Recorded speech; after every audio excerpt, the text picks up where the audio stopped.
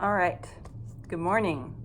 I really have to find a new way to do these videos so that I'm not always trying to figure out how to show you pictures and read at the same time. But all that aside, today I have a book picked out. It's called Inventor McGregor by Kathleen Pelley. And it's a book that I found at a thrift store several years back and thought it looked cute and read it to the kids that I nannied for, and they liked it. And I haven't read it much since, so I thought I'd get it back out and read it today because I remember liking it a lot. So, Inventor McGregor.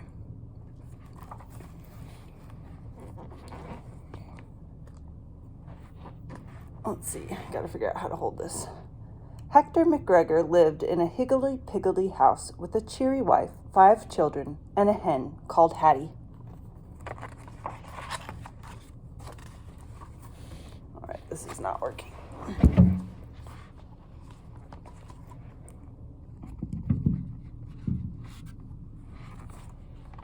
Is this better? Okay, sorry guys. Mend it McGregor, everyone called him, because he could mend most anything that needed mending, they said, from fishing rods and fairy wands to top hats and rubber ducks. Day after day, people brought him their squeaky skates, squiggly spoons, wobbly wagons, tangled kites, knotted yo-yos, headless dolls, and footless soldiers. With a blob of glue or a squirt of oil, with a tap of his hammer or a shimmy here and a shimmy there, Hector McGregor fixed whatever needed fixing and sent everyone on their way with a skip, a hop, and a hum. There he is, working at his little workshop.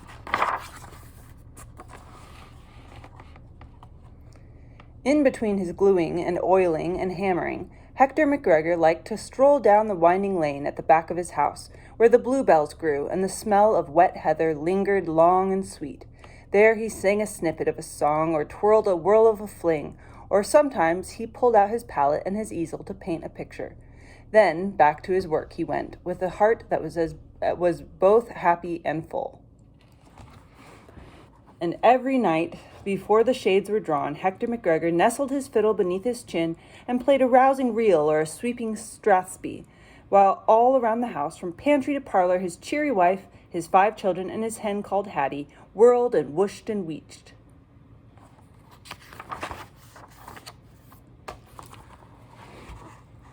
One day, Angus, the postman, stopped by to have his bag patched. "That wee scoundrel of a Scotty down Loopy Lane has torn it to tatters again," he grumbled. "Dear me," said Hector McGregor, "we need to stop that scallywag. Leave it to me. I'll think of something." The next day, Hector McGregor handed Angus a shiny new bag covered with all sorts of buttons, dangling cords, and flapping flaps. "What's this?" asked Angus.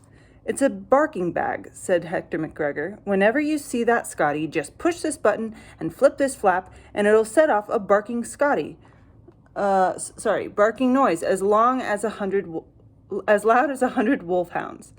With his new bag slung over his shoulder, Angus, the postman, went on his way. By the end of the day, the whole town had heard the story of how the barking bag had sent the Scotty fleeing with his tail between his legs.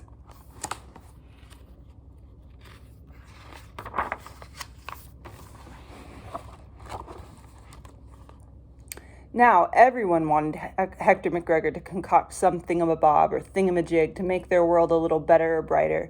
When Mrs. McKay complained about her boys who dawdled and dilly-dallied all the way to school, Hector McGregor crafted detachable monkey tails so that they would swing and swoop and swish their way through the treetops. To lighten the children's school bags, he invented a paper pump that blew up their books with helium. Now down the road they sauntered, clutching their books above them like a bunch of bobbing balloons.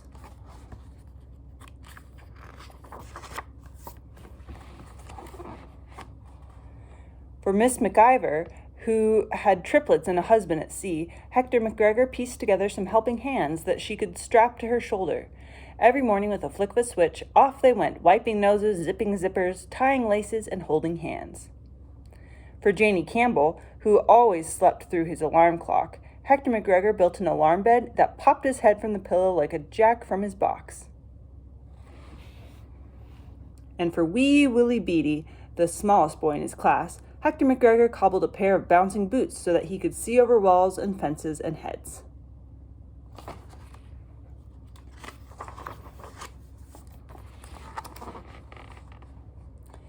Inventor McGregor, everyone called him now, because he could invent most anything that needed inventing, they said.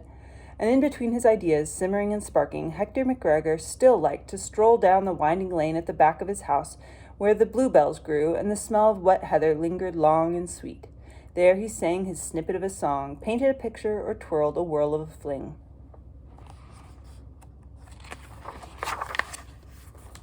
One day, the president of the Royal Society of Inventors, Nigel Withers, paid Hector McGregor a visit. "Congratulations, Mr. McGregor," he said. "We're so impressed with all your inventions that we'd like you to become a member of our society. We want you to start working for us immediately in your very own laboratory in the city." "Why, thank you," said Hector McGregor, "but I don't think I'll need a laboratory. You see, I like working here where I can sing and paint and—" "Oh, no, protested Mr. Withers. "Real inventors don't have time for all that nonsense. They invent, that's all. Just imagine how many more gadgets and gizmos you'll be able to think up with a clear head and no distractions." Hector McGregor scratched his chin. He said. "Maybe you're right." And the next week, Hector McGregor set off to work in the city in his very own laboratory. Mr. Withers gave him a long white coat and a badge that read Inventor McGregor. Outside his door hung a sign with the words, "Quiet, Inventor Inventing."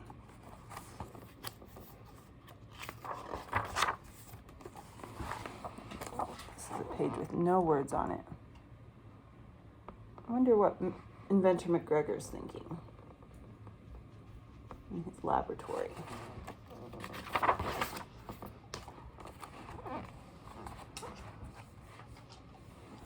Let's see. All day, Hector McGregor sat at his drawing board in the laboratory, thinking about what to invent. He thought, and he thought, and he thought.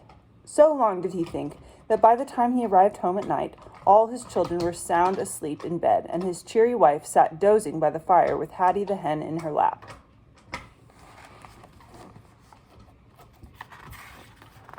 I like this one where he has his head on the table.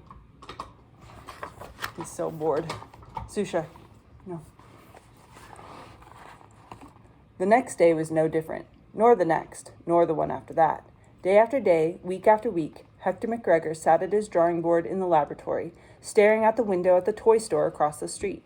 He thought and he thought and he thought, but no matter how long or hard he thought, no ideas came to him. Soon people stopped calling him Inventor McGregor. Whenever he walked down the street, the people whispered to one another, "It's sad. A mistake. Not a real inventor." Hector McGregor hung his head in shame. Whenever Mr. Withers popped his head around the door of the laboratory, Hector McGregor saw the frown in his eyes, and again he hung his head in shame.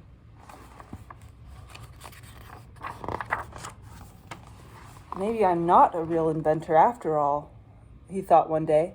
"Maybe I should give back my badge, my coat, and my laboratory." But as he was thinking this thought, he noticed some workers painting the toy store across the road. Suddenly, an urge tickled down his arms and into his fingertips. Up he bolted. Out the door he flew. Across the street he dashed. "Quick, quick!" he cried. "I need to borrow your brushes and paint." Bewildered and befuddled, the men handed them over. Back to the laboratory raced Hector McGregor with the buckets dangling from his arms.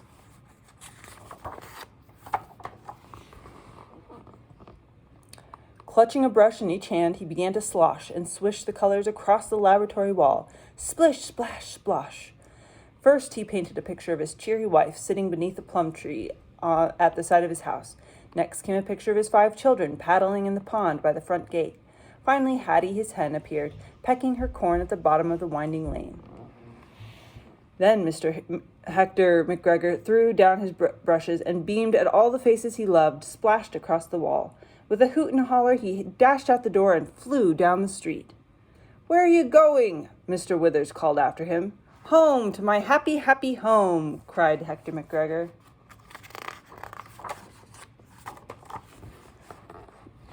Back at his higgledy-piggledy house, Hector McGregor kissed his cheery wife, his 5 children, and his hen called Hattie. He strolled down the winding lane behind his house where the bluebells grew, and the smell of wet heather lingered long and sweet. There he sang a snippet of a song. He twirled a whirl of a fling. And he painted a picture of a marmalade cat curled up in a patch of sunlight.